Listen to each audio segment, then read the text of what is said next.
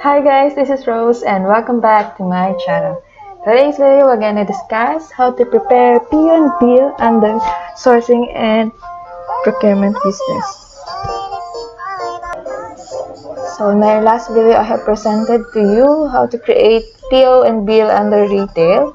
And the purpose why I separate this video regarding sourcing and procurement, because as what I understand, retail business represents the traditional one. You must have your own inventory before you'll start selling the product. But if under sourcing and procurement, you must have a customer before you purchase the item. So we have an illustration here. The first thing that you must receive is request for a quotation from your customer. Only then you can request a quotation from your supplier.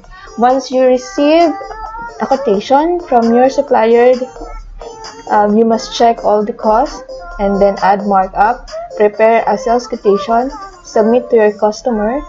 Then once your customer approves the sales quotation, you will be receiving either a PO or an email confirmation to proceed the order. Guys, please always remember to review all the details of customer's PO and compare it to the sales quotation that you've submitted. Once you confirm that all are same, then proceed on converting the sales quotation to sales order. Sales order has an option to convert either to invoice or purchase order. So we'll have an example here how to do it. So we'll do that, how to convert sales quotation to sales order, from sales order to PO. Then later on, I'll be also having a separate video on how to convert sales order to invoice, or that what we call sales invoice. Alright guys, the illustration will start in step number 4. So let's assume that we have received a quotation from our supplier, then we have added the markup, and now we must prepare the sales quotation using Zoho accounting software. So please open your Zoho books.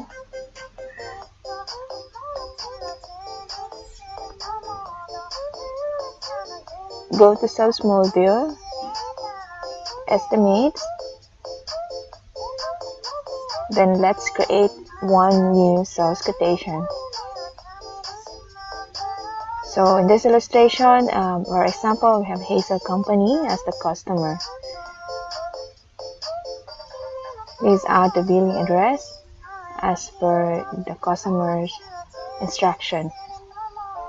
So usually, billing address represents the name of the buyer, at the same time the official business address of the company.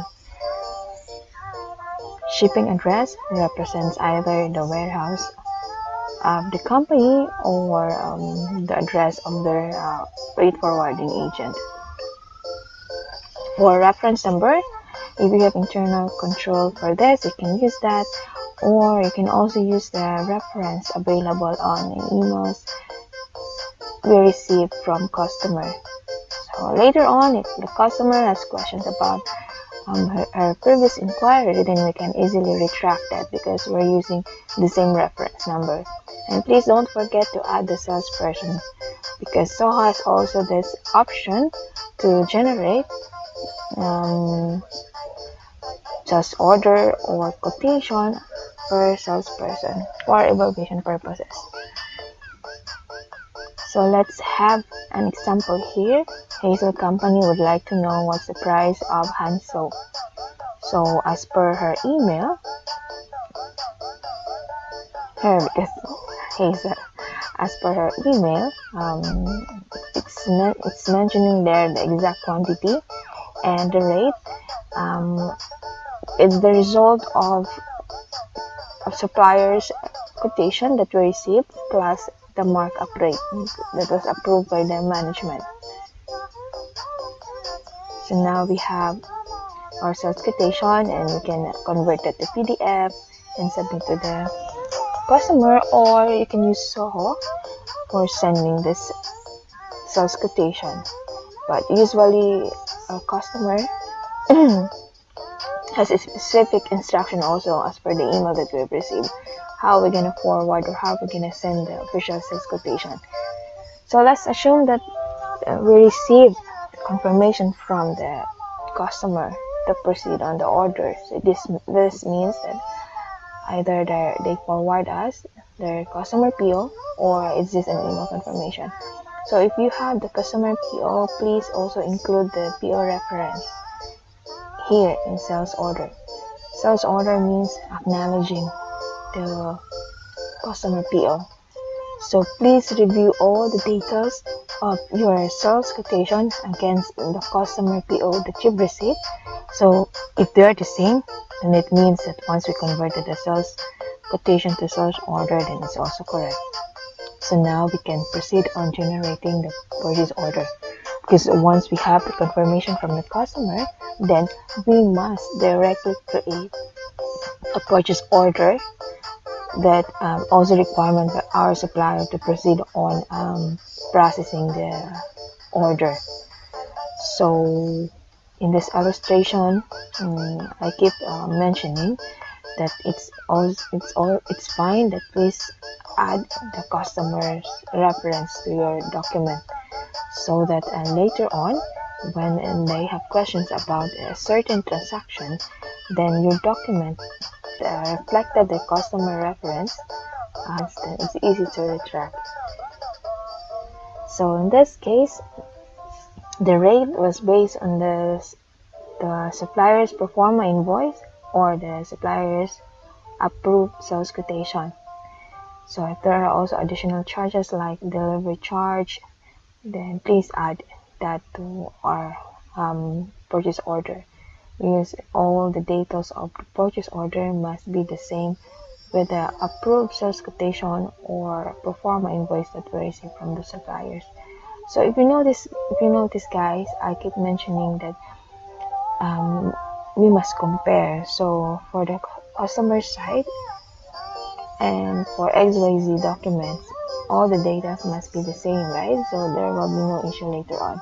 It's the same with the supplier. XYZ document must be the same with the supplier's document. So later on we'll not have a problem on that, because the agreement, the original agreement, which is the sales quotation, it was just converted to another document.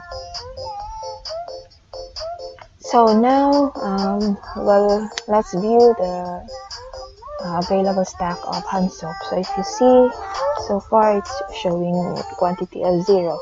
So let's assume that the customer either confirmed that they received the order, or your delivery man or your agent has confirmed that the customer received the order, then please make sure to convert your purchase order to bill. If you have internal control and the referencing of bill, you can do that, or you can also use the invoice number of the suppliers as a reference for the bill.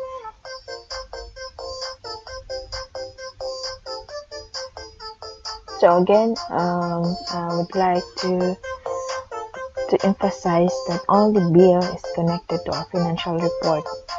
Sales quotation, sales order, and PO, they're just requirements on the customers and suppliers side, but bill is a must for reporting side, because this represents either the inventory asset for the goods that we receive, and the expenses or costs for the delivery charge and bank charges or taxes that was added on the supplier's sales quotation. So now we've done posting the bill, and let's check if the quantity of hand soap in items module was also increased to 50 quantities as per the new bill posted. Yeah, so it's showing 50 quantities now. So we've discussed before relating to importing of items. So for example, you receive an order with line items of 100, then you can use the import file to save time than adding manually the item. So that's it for today. Have a nice day and see you on my next video.